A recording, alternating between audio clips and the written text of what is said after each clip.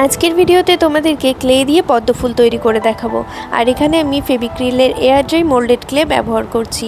এখানে আমি এটাকে গোল করে এভাবে লম্বা করে বেলে নিয়েছি, এরপর পিস করে নিচ্ছি যাতে পিসগুলো সমান হয় সেদিকে লক্ষ্য রাখবে, তাহলে পাপড়ির সাইজগুলো কিন্তু একই রকমের হবে। এরপর আমি এটাকে পাতার মতো শেপ দিয়ে পাপড়ির আকারে গড়ে নেব, আর তারপর এখানে ক্লে টুল দিয়ে একটুখানি দাগ দিয়ে নেব। তোমরা চাইলে সুচ দিয়েও কিন্তু এই দাগগুলো দিয়ে দিতে পারো। আর এই ক্লেটার ব্যাপারে তোমরা যদি জানতে চাও তাহলে এর আগের ভিডিওটা চেক করে নিও। এই ক্লেটা দিয়েই কিন্তু মেইনলি হ্যান্ডমেড জুয়েলারি তৈরি করা হয়। এখানে আর ডিটেলসে বলছি না, আলাদা করে ডিটেলসে ভিডিও দেওয়া আছে এই ক্লেটা নিয়ে, তোমরা একটু চেক করে নিও লং ভিডিওগুলো। এখানে পাপড়িগুলোর সাইজ কিন্তু প্রত্যেকটা সমান হবে না, তাহলে কিন্তু জিনিসটা দেখতে ভালো লাগবে না।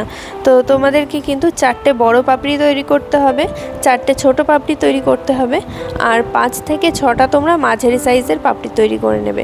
তারপর ওগুলোকে এরকম শেপ দিয়ে এগুলোর ওপর কিন্তু দাগ দিয়ে দেবে।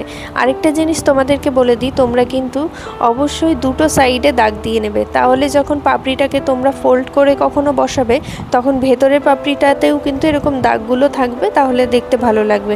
নয়তো ভেতরটা যদি প্লেন থাকে দেখতে কিন্তু ভালো লাগবে না। তো পাপড়িগুলোর গায়ে কিন্তু এরকম দু সাইডেই দাগগুলো দিয়ে নেবে। আমি দিতে ভুলে গিয়েছিলাম এই ভিডিওটা করার সময়, তো আমি পরে পাপড়িগুলো লাগানোর সময় আমি এই দাগগুলো দিয়ে দিয়েছিলাম, তবে প্রথমে দিলে কিন্তু জিনিসটা দেখতে বেশি সুন্দর লাগে। তো প্রত্যেকটা পাপড়ি আমি তৈরি করা হয়ে গেলে এগুলোকে এবার সেটিং করব। তার আগে কিছুটা ক্লে আমি সরিয়ে রেখেছিলাম, সেই ক্লেটা দিয়ে যে পদ্ম ফুলের মাঝখানের কুড়িটা থাকে সেটাকে আমি তৈরি করে নেব।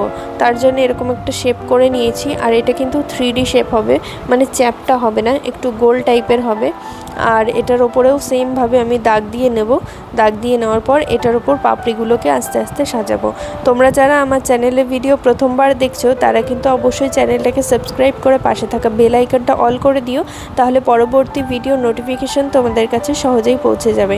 সামনে কিন্তু দুর্গাপুজো স্পেশাল সমস্ত টিউটোরিয়ালগুলো আসবে, তো তোমরা যারা দুর্গাপুজো উপলক্ষে জুয়েলারি তৈরি করতে চাইছো তারা কিন্তু চ্যানেলটাই চোখ রেখো।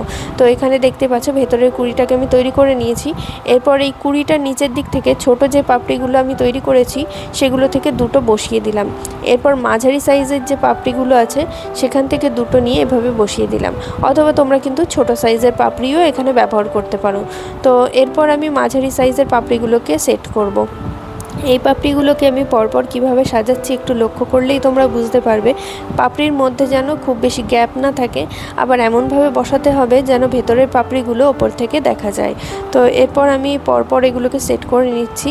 এগুলো কিন্তু এখনও খুব বেশি শোকায়নি, তাই পরপর এইভাবে হাত দিয়েই আটকে দিচ্ছি, কোনো রকম আঠা ব্যবহার করছি না। যদি তোমাদের ক্লেটা মনে হয় শুকিয়ে এসেছে অনেকটা, তাহলে তোমরা আঠা ব্যবহার করতে পারো, তাহলে সেক্ষেত্রে ক্লেটা কখনোই খুলে যাবে না, মানে এই পাপড়িগুলো কখনোই খুলে যাবে না।